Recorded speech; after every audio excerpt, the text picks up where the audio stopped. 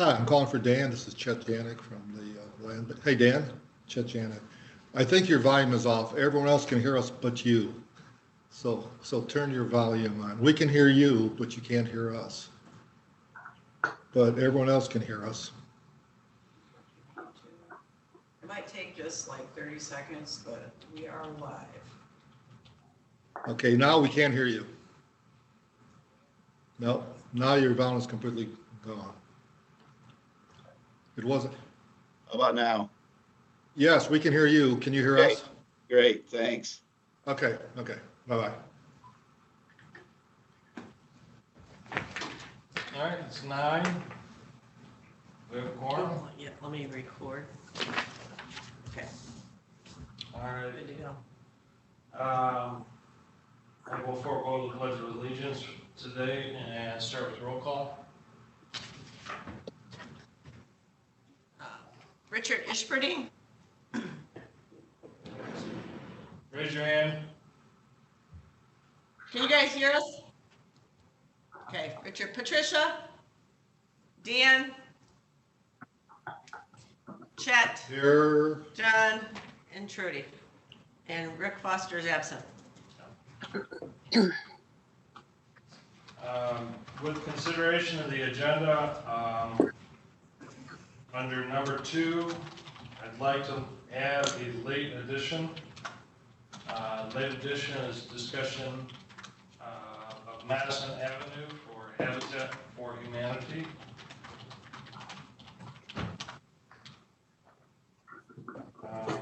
That I would look for an approval of the agenda as amended. I move. Go ahead. Moved and seconded. Second by Patricia. Yes. Got it. All those in favor, raise your hand. Opposed, same. Passes. Approval of the minutes from February 18th, 2020. Move to approve the minutes from February 2020 as presented. Second. Moved and seconded. Any discussion? All those in favor, raise your hand. All those opposed, same. Passes. Public comment. Did we post why don't you read the number off? 231-256-8103 for public comment. And we'll just wait a minute here. Is that phone? Oh, the light would come on if it was ringing.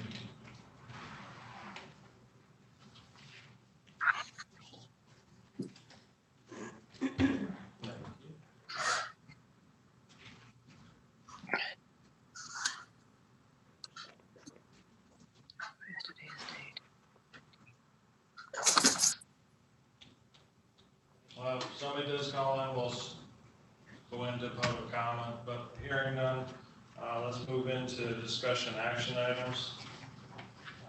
Have you all received the packet and had time to review it with regards to Mr. Stimson Homestretch's request? John, Yes. Yes.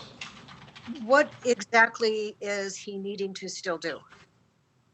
I mean, his letter doesn't indicate it, just asks for a 2-month extension, which is understandable, construction's been closed, but there are no particulars as to what he did before and what he has to do now. What he expressed to me was that because of the shutdown, he could not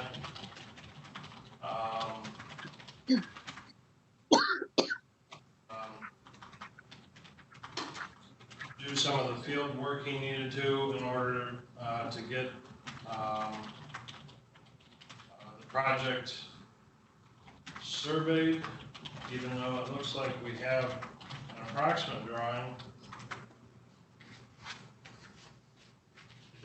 it's been surveyed. But nonetheless, just the complications with COVID, he wasn't specific.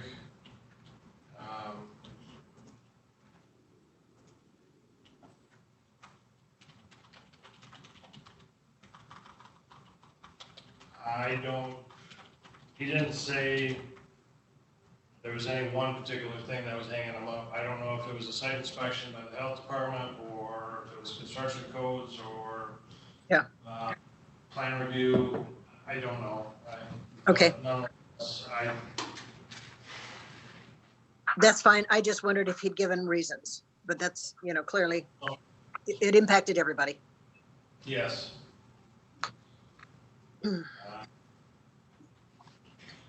John, Yes, sir. I got a question about the sketch that is included now.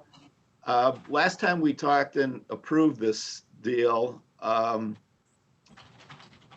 he said that he was hoping to get 2, maybe 3 duplexes on it.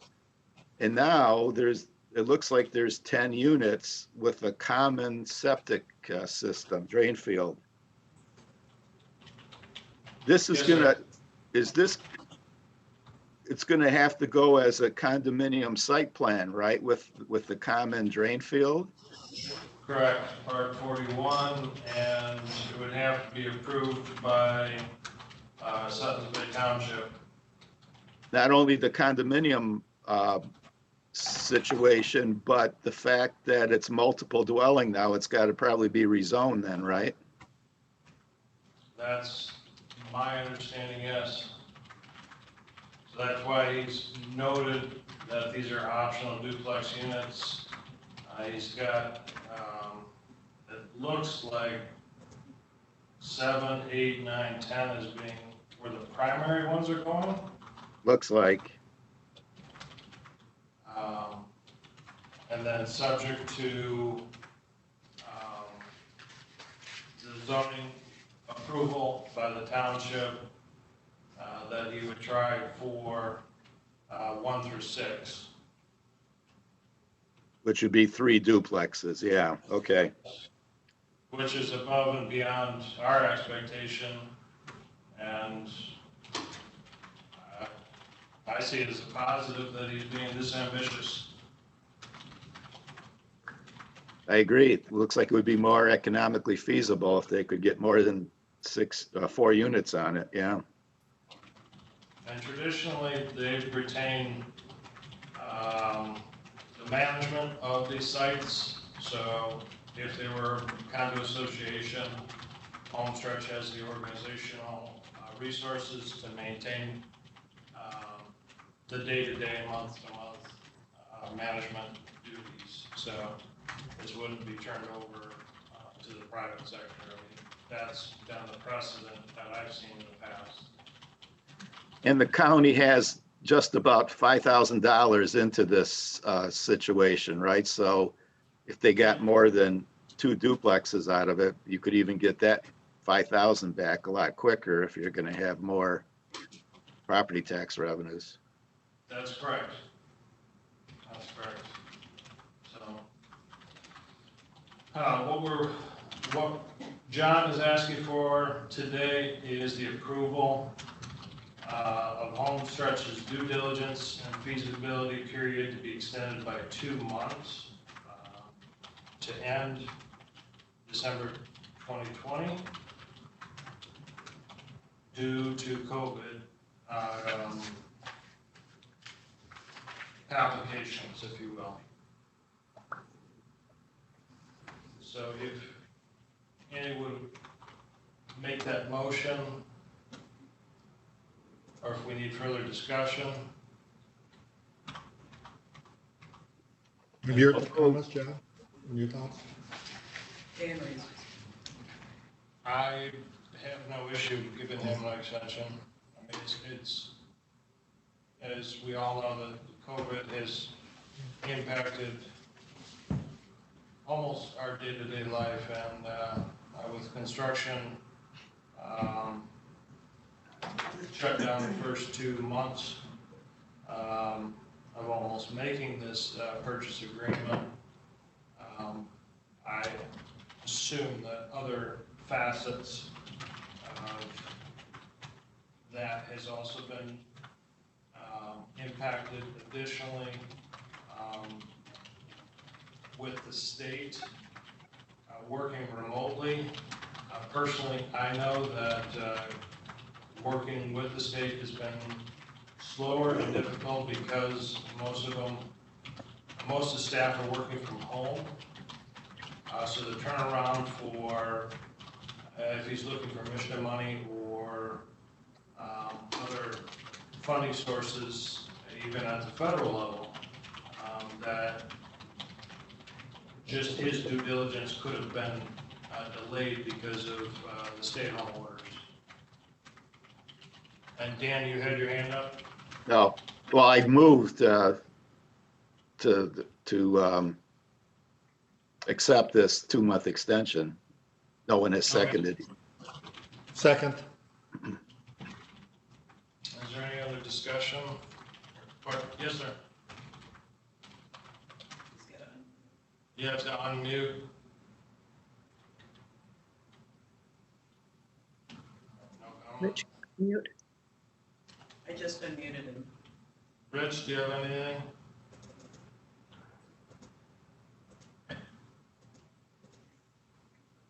All right, so I'll call the question. I just had a question on this is, do you recall from his initial discussion, were they planning on putting any at-market units on the site? Because his letter talks about 8 units, but the drawing is for 10. Was that his plan to try to get a couple market rate units on here and then the others at affordable? He has not updated me on this change, so when I saw the print, it was kind of a surprise to me. Okay. I mean, when we sold it, we had requested that he, build affordable homes with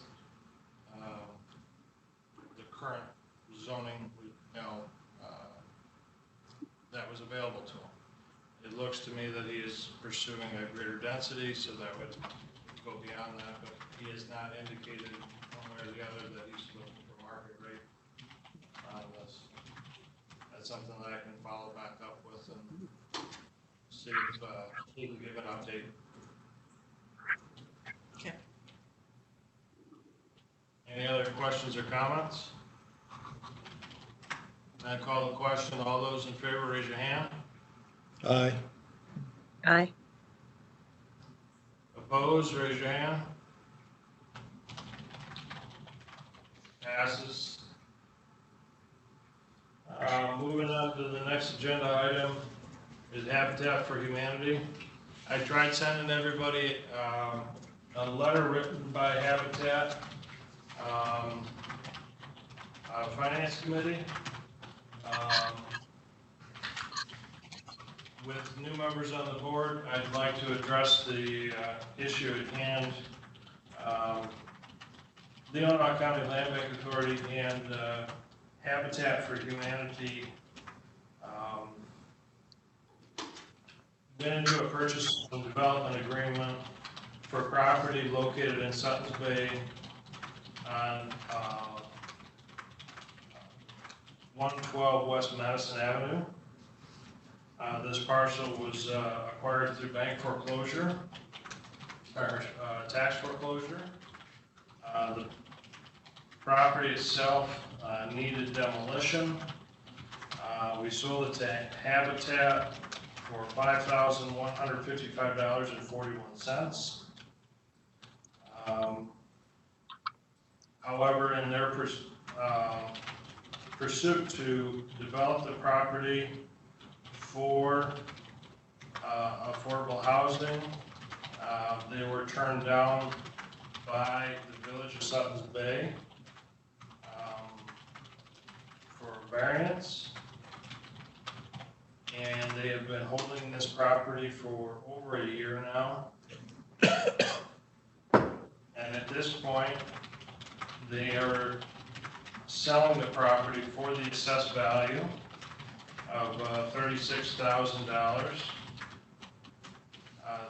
The concern that I have is that we have discussed this as a board in the past, but we have not taken action when it comes to giving a release to Habitat. On Section 4 of our purchase and develop agreement, we have failure to complete construction. In the event the developer fails to complete construction on the property in accordance with the terms and conditions of this agreement, the land bank shall have the option to repurchase the property or any individual parcel for the same purchase price paid by the developer to the land bank, and shall otherwise have all remedies at law or at equity for breach. Now, with that in mind, I wanted to bring this back before the board. Habitat has presented a letter from their finance committee along with a spreadsheet for expenditures incurred on the property that I will read to you now. Again, I apologize, I tried sending it this morning, it did not go through. This was sent last night to me by Wendy Irving, the executive director. It states, "Dear Mr. Gallagher, members of the Land Bank Authority, this letter is on behalf of the Board of Directors of Habitat for Humanity, Grand Rivers Region, regarding the property located at 112 Madison Avenue, Suttons Bay, Michigan, 49682. Following numerous good faith attempts to obtain the zoning variance required for a duplex on this parcel and considerable community backlash into providing any affordable unit at this location, our board, with great deliberation, asked for your approval to sell the property. The sale was intended to reimburse the nonprofit for its investment of resources and allocate the remaining proceeds towards the Maple City development, a partnership between Habitat and Land Bank Authority. The sale of Madison Avenue retains the former deed restrictions, an owner-occupied structure, and no short-term rental for 15 years, as well as 2 additional deed restrictions required. The current home on the property will be demolished within 180 days of closing, and a new home will be constructed within 2 years after closing. We hope that you agree this is the best compromise that we can offer the residents of the village of Suttons Bay, and will continue to serving Leelanau County's highest initiative of affordable and workforce housing. This will also guarantee a market rate home, which was presented to the land bank as an alternative plan when zoning was denied due to COVID. We are unable to build the market rate home this season. Please see attached budget outlining the work that is performed to date with our contractors. Before I move to the budget, is there any questions regarding the letter?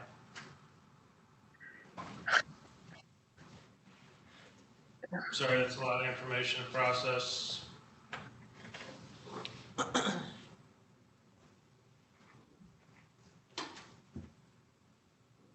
Patricia? Just thinking about this for a minute, it's would be a shame to lose an affordable housing, particularly in that area. Move to the budget. What have they put into it, John? How much have they got into this? I can appreciate they're wanting to put the extra dollars into the Maple City project, but to sell that property for $36,000. I mean, if we really want to capitalize on funding, do we know what the value of that property is? Was it approved? I don't remember if and it may have been, but has it been appraised in terms of what the value actually is? And if we're going to move in that direction and put proceeds to Maple City, do we have the opportunity to put a whole lot more? This is complex. You're right. It's a lot to digest at one moment here. Yes, no, it is complex. The intent was to try to build a market rate home for Habitat. Right. Unfortunately, due to the COVID restrictions this year and funding resources available to Habitat. It has been expressed that the board has moved to sell the property, and I had requested this letter that dedicates all proceeds are to be allocated to our next project, which we won't have any zoning issues. It's already zoned for the intended purpose. As far as the appraisal and fair market value of the property is subjective. They have taken down the garage. This building was in 3 sections, if you will. It had the garage that was added on, and it had a lean-to on the north end that attached to the garage, and then the main structure of the house. So it was all one contiguous building. However, it was 3 separate constructions. They, being Habitat, made the assessment that it would not be cost effective to bring that property up to code. It has a Michigan basement. There is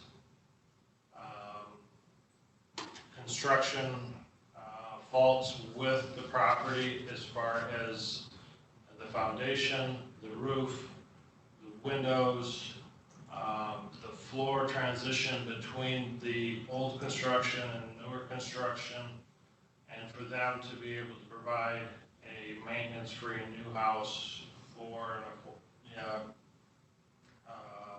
workforce housing or an affordable buyer.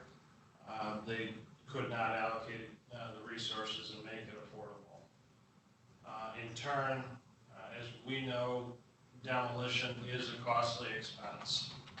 It doesn't matter if it's blighted or not. We've incurred significant costs on the Mill Street property. However, Trini, if you recall, was it about It was over 50,000. it was 56,000 for the demolition, but of that, we could say that at least 25,000 of it was just asbestos.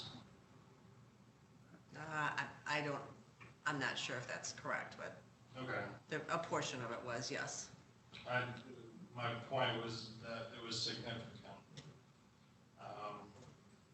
So nonetheless, going into the Suttons Bay expenses, the Land Bank Authority purchase was $5,155. Costs incurred with the Village of Suttons Bay, $500 DTE for disconnects, $720. Williams Bay, $117.50. Leelanau County Construction Code permit, $100. Village of Suttons Bay, $29. Design group, $5,182.70. Cal Excavating, which I'm assuming is the removal of the garage, was $4,450. Looks like a consultant for $500, project manager $226.91 for a total of $16,981.32. We lost you, John, on consultant. Who? David Hanwalt. Consultant to do what? Oh, okay. That was $500, and then project manager $226.91 for a total of $16,981.52. And the project manager was someone outside of the Habitat for Humanity? That gentleman is a local architect. I'm not sure what he did, but I know him. So Okay. he must have done some work for them, probably some planning. Yeah, or looking at options for the property? I'm just So guessing. The total is 17,000 basically. 17,000, okay. John, I had a question going back to the letter. Did you say that this property is already listed? Yes, Is it listed with a realtor? yes. For 30. The reason I bring that up is because in this agreement, we have the opportunity to purchase that back. And, you know, was there some misunderstanding there that this went ahead and got listed for sale before we ever had the opportunity to say, we want it back? That's why I'm bringing it back. Because when I found out last week that there was the intent to sell and that it already had been listed,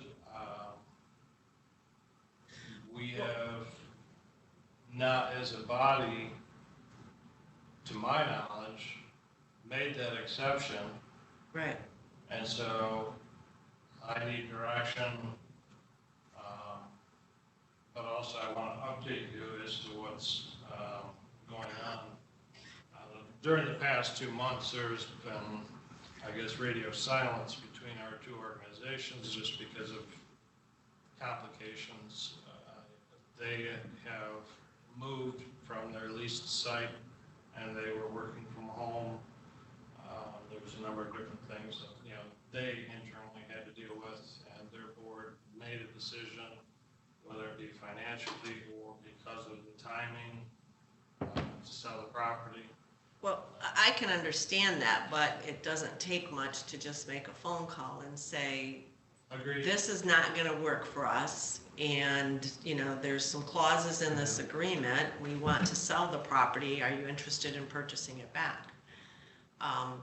What I'm looking at here is we have an opportunity to either purchase it back and try to recover our costs and put it into its initial intent, or let it go and get back whatever we're going to get back on the 550 rule, which brings me to another question. When we sold this property to them, they are a nonprofit, so there's no taxes on it, correct? Correct. So did the 550 rule already kick in? No. So when will that kick in? Because the land bank sold it to them, and for 5 years, we're supposed to get 50% of the tax base. You're saying that when we sold it to Habitat, that didn't start yet? As far as the collection, there was nothing to collect. Right, but does the 5 years start so that we've actually lost a year of collecting any tax base on this property? I would have to ask Jeff specifically. I'm pretty sure he's listening in on this today. I don't know if we want to ask any questions related to a brownfield plan or anything else on here. I mean, that gets more complicated, but I'm looking at what is the best for the land bank moving forward to recover our cost and perhaps even still use this property, which would take money and would take time. John, by the terms of the agreement, how much time do we have to make a decision? When do we have to notify them?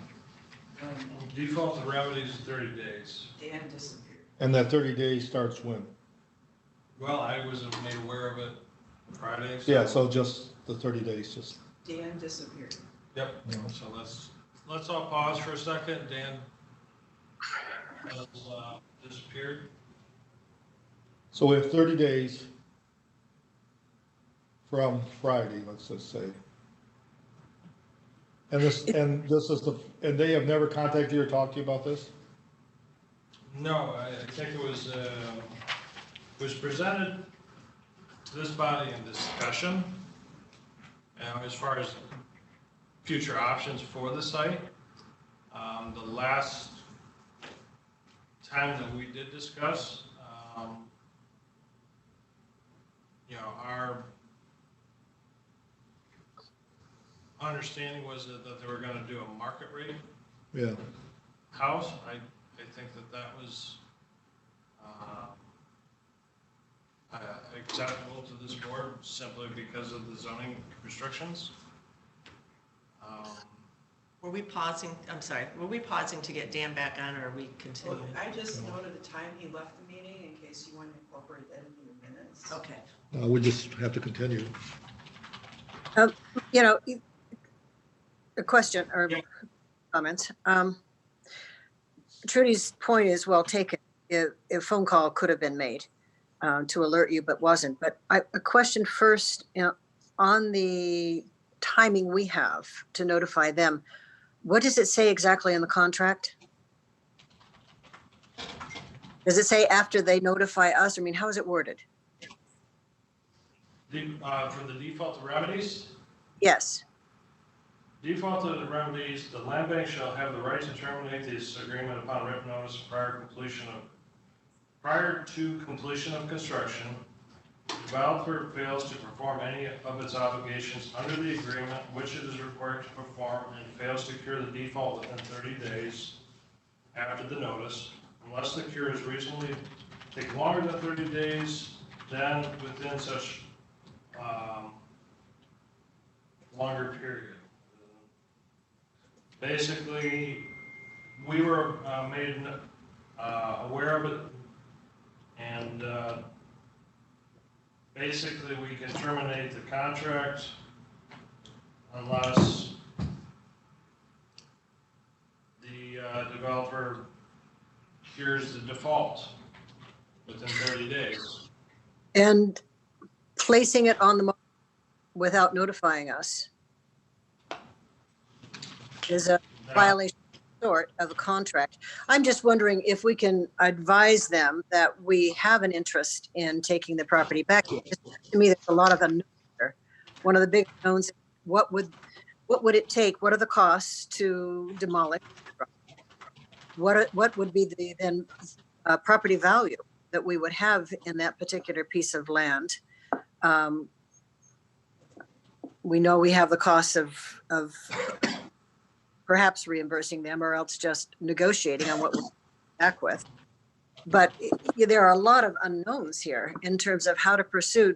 I mean, yes, we can look at just, as Trudy laid out too. I think the third is to explore what would be the value of the property, how much would it cost to actually have the removed, then what would be the value of the property? Because we might be able to generate a lot more revenue. We might not too. But I mean, there are some options here that I hate to see us just let it go for $36,000. Well, my Good deal. comment would be from a finance perspective, and also a amicable working relationship with Habitat as we move forward. We do have to take into consideration the costs that they've incurred on this property, albeit the failure allows us to purchase the property back for the price paid. We want to make sure that we have a long-standing relationship with them and that we continue to move forward. With that in mind, I'm not suggesting, John, we don't treat them fairly. I just think Hello?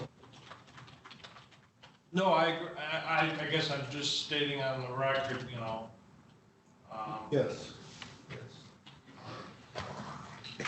hold on. Yeah, you have to wait the public comment.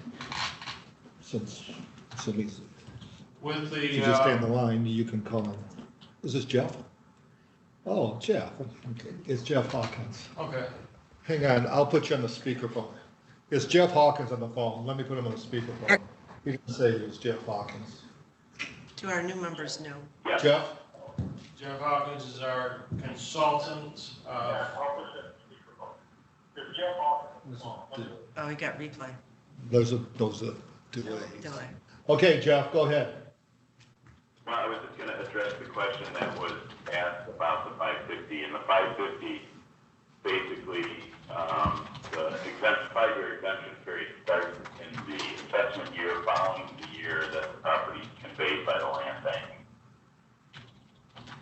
All right, so it confirms Trudy's assumption that we've already lost a year or more.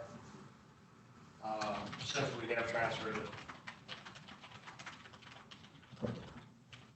And then I'll just add from the brownfield perspective, I know Trudy was mentioning they want to get into that weeds, in those weeds, but different than the Mill Street property, the building and structure is still there with the exception of the garage, so there's a good likelihood you could still get that property, even though it's not in the hands of the land bank, unless it went back into the hands of the land bank, it would consider to be blighted again, where you could use, to qualify for a brownfield plan to help recoup some of your costs, or you could get the local municipality likely to declare blighted still, since the structure is still there, so it would then again qualify for a brownfield plan going forward.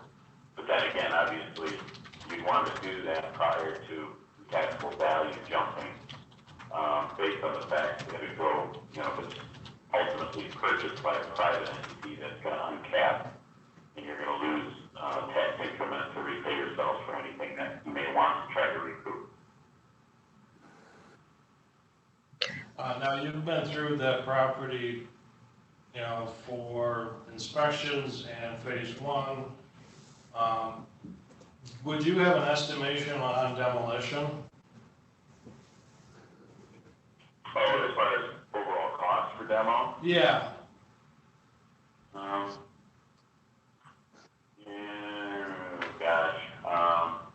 It would not probably exceed 30,000. I would say probably not. I was thinking along the lines of 18 to 22, somewhere in there, possibly, I'm thinking. Okay. I'd have to go back and look. I think we did an assessment survey on that, asbestos survey on that as well. I can't remember what we saw there. There was really much of anything. I don't think there was. I think it was minimal, my recollection. While we have Jeff on the line, do any of our members have questions for him? I don't have a question so much as, I'd like to suggest that we follow our agreement Yes. and perhaps even check with our attorney if we need to, but to make that 30-day notice out to Habitat for Humanity and then use that time to explore our options, perhaps asking Jeff to even put together some cost and how we might be able to recoup those, if it's through the brownfield plan or the 550 moving forward. I was on the same page. I'm thinking, we just got notified of this. Yep. You have no contact with them. It's a 30-day notice. They have a real estate agent. In theory, someone can make an offer this week. I think we notify them in writing that we want to explore our option and remind them of the 30-day clause. We could have a special meeting. We could have them available to give their version of what's going on. But I think we need to exercise our right. And I think we need to have them in writing. And therefore, I make a motion that we authorize Mr. Gallagher to notify Habitat that we are interested in exploring the terms of the contract, which is a 30-day option. And I, Motion seconded, discussion? I think Second. Patricia did hers. Okay. Dan? I got some basic questions on this. You're referring to the purchase and development agreement, right? Yes, sir. I don't see it being executed by you. All I see is Wendy Irvin executing it. Did we enter into this agreement yet? It's not even dated. This was just a draft copy that I had available on my computer, so I just wanted to get the language out to you, but we do have an executed agreement. Okay. Second thing, you said potentially if we could make some money on the Sutton's Bay deal and apply it to the Maple City deal. Are you talking about the Flaska property that we just got for 60 grand? Yes, sir. But we couldn't get our money to go into Flaska until we got it out of the 550 deal, right? We are not going to start getting reimbursed until the properties are sold. We did a different purchase agreement with the Flaska property where we are joint owners of the property. That way, as Jeff had indicated, that transfer of ownership has not entirely occurred yet, so that 5-year time clock hasn't started. Okay, We will release our ownership once the property is transferred to a homeowner. okay. Rich, did you have a question? Well, I'm in lockstep with what Jet was saying. I think we've got to revisit this thing with them and just see where this 30 days stuff stands. Okay. John, I'd recommend you call, if this motion passes, you call them this today and then follow up with a written letter to them. My comment is that I'm very aware and I guess conscious of the costs incurred by Habitat, and therefore I would be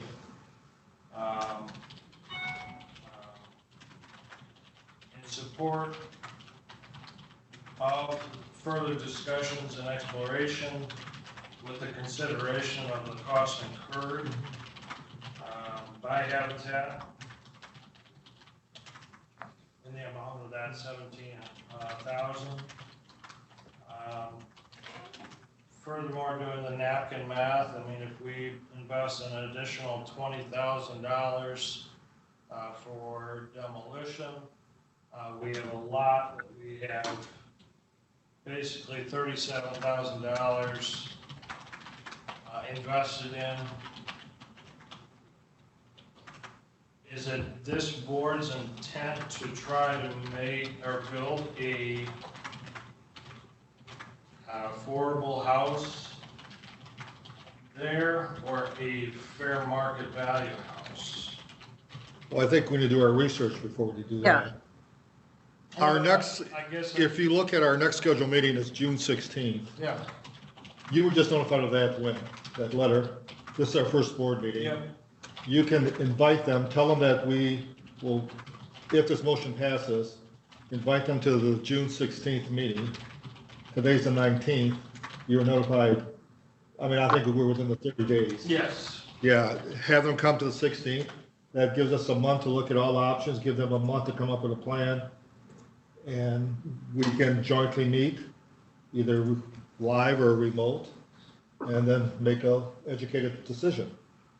But I think they need to be notified in writing that they don't sell the property between now and June 16th, our next meeting. I guess my point in asking that question is that if a nonprofit housing developer cannot feasibly build an affordable home on that property, what makes us think that we can? And how much money and time are we gonna tie up into this and realize that we're gonna have to do a fair market value home? And where's the profit going to be coming from? If we've got $37,000 in it and the assessed value is 36 right now, then that difference is gonna be about $20,000 that's gonna be applied to the Maple City project. If we end up with a property that is clean and clear and buildable, but we've got $37,000 into it, are we gonna end up with the same margin as selling it as a lot? Or are we gonna be the developer? These are just things that I want everybody to think about, because, you know, I think a vetted organization has, you know, looked at all the options and realized this, and decided to move forward. I think, John, you know, you're raising good points, but we also have to remember it's a vetted organization with a particular perspective, you know, operating their company's capital assets. They have to provide, and I think it's important to do our due diligence and let's see what our options are, taking into consideration the kind of questions you're raising. But I think it's important to have the time to explore and to see what we really could do, because it would be unfortunate if we gave up a valuable piece of property, whether we utilize it to gain money and then put into other affordable housing, or without exploring first what's the best option for the land bank to benefit the community. Trudy? Yeah, I just wanted to comment. We don't have 37,000 into this yet. I realize they do, but according to our agreement, we can purchase it back for what we sold it to them. Now, that may not be what we end up doing. I realize they, incurred some expenses. However, if you're selling something, say on a land contract, individual defaults after putting money into a property under a land contract, they don't get that back. So, that's just another way to look at it. And we don't have a lot of opportunities where we can acquire a piece of property and put it into some type of affordable housing. They were trying to put 2 units on this site. Could have been with 1 unit, and the zoning was appropriate for that. But according to their dollar figures, they didn't go forward with the 2 units. I am going to be in favor of this motion because I want us to look at our options and have more information before we decide on this. No, point taken. However, I'm just stressing that, the importance of maintaining this working relationship and not penalizing them for doing their due diligence and trying to utilize the property to the best use under their scope, and shorting them while we're moving into another project. I see, many, projects in the future being able to collaborate, and I do not want to jeopardize them. So. One quick question, just on a different property, the Merrick property. Did we enter an agreement already with Homestretch on that one? Technically, we have, they had requested this due diligence period before they entered into an agreement. And the reason I mention that is that they're probably going to incur some costs for their due diligence. So are we setting any precedent by, taking a property back and making sure the other parties made whole from their due diligence expenses? Just something for us to think about. These are not for-profit entities, and their scope being to try to minimize the costs. We have the availability limited, but still the availability to try to recoup some of these costs. I understand that, but on the other hand, we could have done that part ourselves and just incurred that cost ourselves before we went ahead and sold it. Correct. And that's not what we did. As I recall with our discussion, we didn't want to get into all of that. We wanted to get it out of our hands and let someone else handle it. And now we're back to, are we gonna, make them whole? Right. Well, this is exactly why we need more time, and it would have been very easy, and I don't know the circumstances, but it would have been very easy for Habitat to come and join us on the phone or by Zoom today, because got these questions answered. Well, that's why I made the motion for the 30 days, and I call the question. All right, question's been called. There need to be 2 people. Can you repeat what the motion is? We talked about so many different things. Basically, I'll paraphrase it, that we authorize John Gallagher as chair to officially notify Habitat that we're going to exercise the terms of the contract in that 30 days option. Question's been called, so I will ask all those in favor of the motion, raise your hand. Opposed? Motion carried. So I will move forward. I will call the director after this meeting and get a hold of Mr. Crone as far as proper procedure, and forward this to our next meeting for further discussion.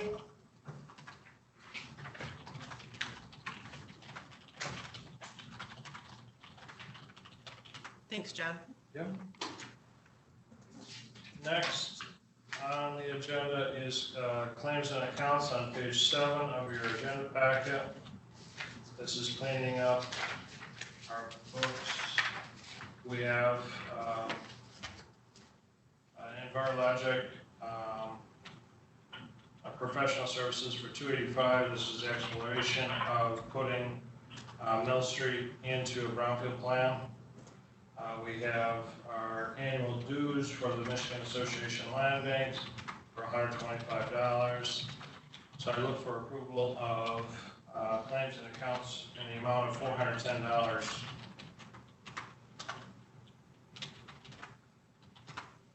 So moved. Second, Right. Second. So all those in favor, raise your hand. All those opposed, motion passes. Last thing on the agenda is post audit. This is from January and February. We have not had any action items, so this is carrying forward to today.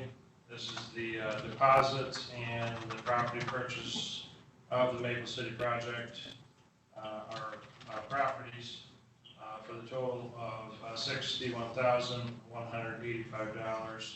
I look for approval.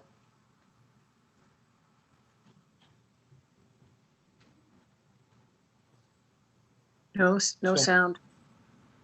So move. I'll second. I think we lost sound there. Did it? Dan, did you hear? Did you I'm hear? good. I'm good. I did not. It's post audit. Uh-huh. I heard that part, but I didn't hear the amount. $61,185. Thank All right, so we have a motion and second. All those in favor, raise your hand. Opposed? Same. Motion passes. Then we're down to correspondence communication items. I don't have anything. Chet? Nope. Nope. How about this $285 bill? This was From, for EnviroLogic.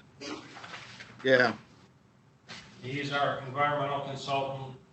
We have entertained putting the Maple City project that we completed last year into a brownfield, but due to timing, I think we had exceeded the window of opportunity, and so this is just for the services rendered and having the consultants review that.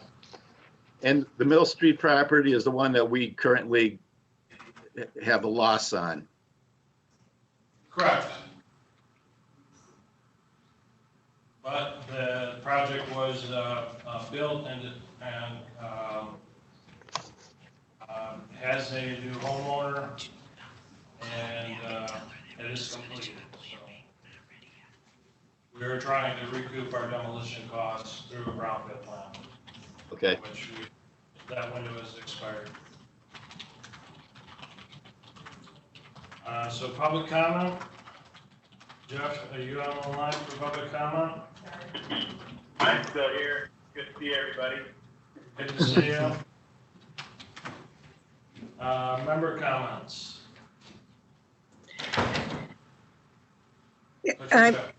Thank you. I think this experience, brings to mind something we've discussed before, and I'm hoping we can continue the discussion and find a way to move forward. And that is to begin to work with some of the for-profit contractors, and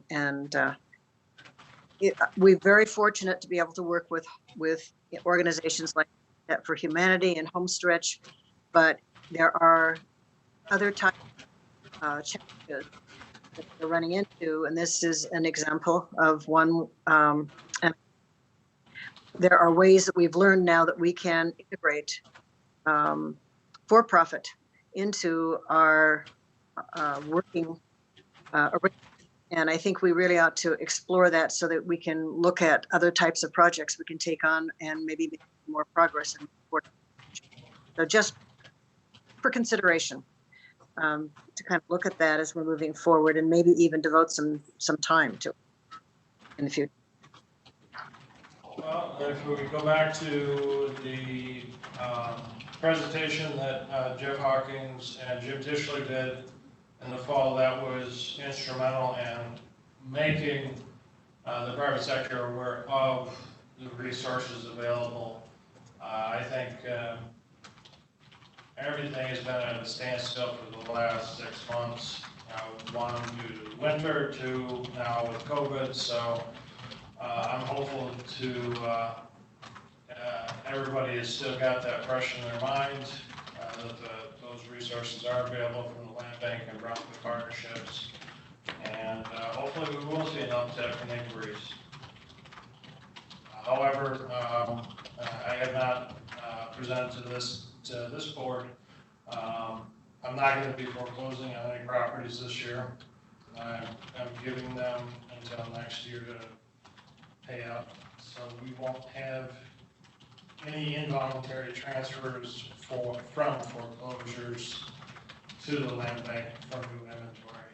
So if we do pursue a new project, it would be through an active acquisition. There is somebody trying to call in. I didn't have this number. Okay, we'll have to get Jeff off the phone. All right. Okay. Jeff, someone's trying to call in, so I'm gonna let you go, okay? Take Okay. care. Bye-bye. Okay. You can announce if someone's changing one account. I don't want to get zoomed on. I have no idea who that was. And we did have a message, someone's trying to get into the next meeting, which I told them. Well, to that's call probably why, back because that- it's 10 o'clock. Yeah, we're not Okay. ready. That's why people are trying to get in. Okay. But they have to have the right meeting ID. Yeah. That's All right.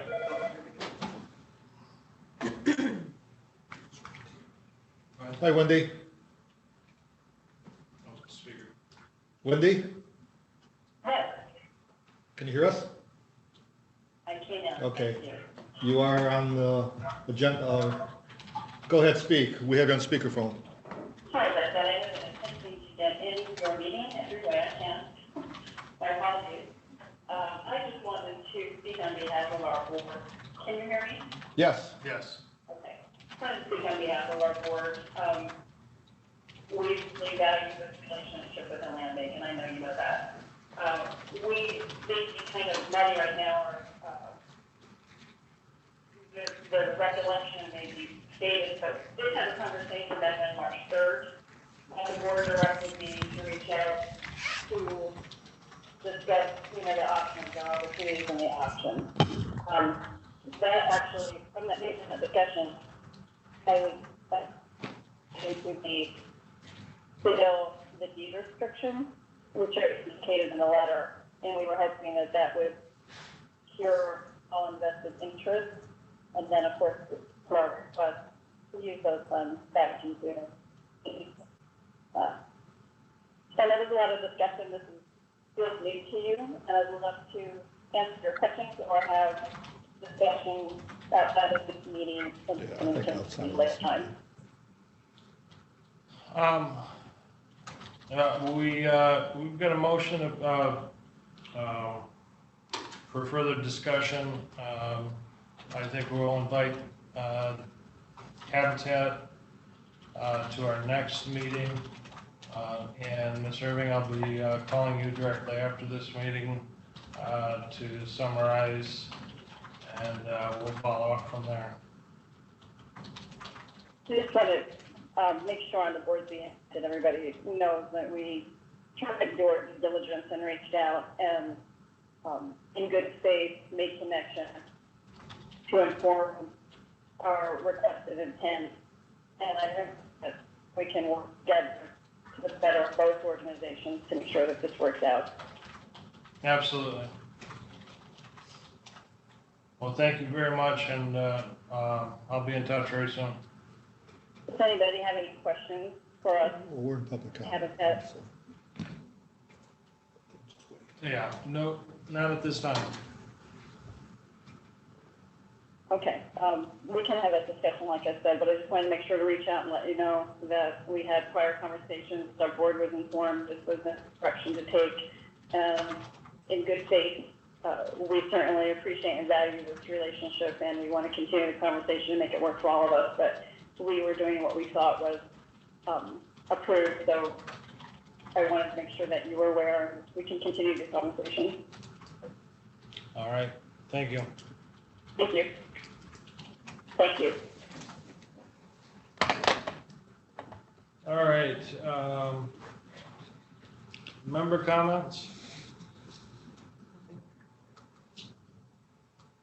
I have no further comments. I will follow up with all of you and provide you a copy of the Habitat letter that I tried to distribute this morning. Additionally, you will also be copied on the request for our 30-day exploration. With that, I'll accept a motion to adjourn. So So- moved.